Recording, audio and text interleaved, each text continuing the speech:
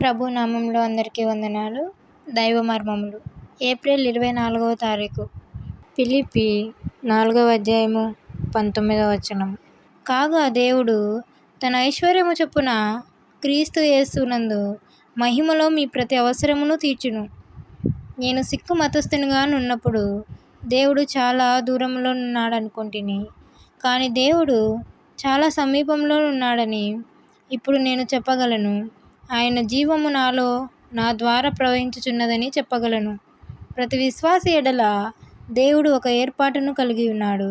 నా నిమిత్తము ఇతరులెవరును ఏ ఏర్పాటును చేయజాలరు. దేవుడే నన్ను పిలిచెననియు దేవుడే తన ఏర్పాటు ప్రకారము నన్ను నడిపించుననియు చెప్పగలను.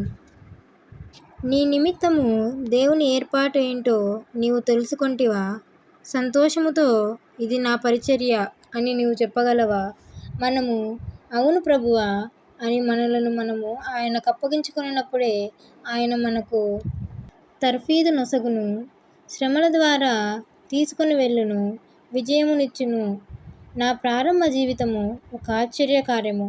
నాలో ఏ తలంతు లేదు, ఎన్నో కొదువలు కలిగిన వాడను, కానీ ఆయన కృపచే ఒక సంగతి ఎరుగుదును, నేను ఆయన ఏర్పాటులోనున్నాను. మొదటిగా మనము ఆయనను స్తుతించుట నేర్చుకొనవలెను.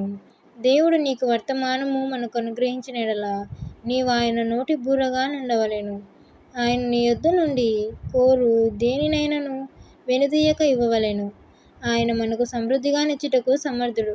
గత 50 సంవత్సరాల అనుభవంలో దేవుడు ఏదైనా తక్కువ చేసినట్లు నేను ఎరుగను. ఆమేన్.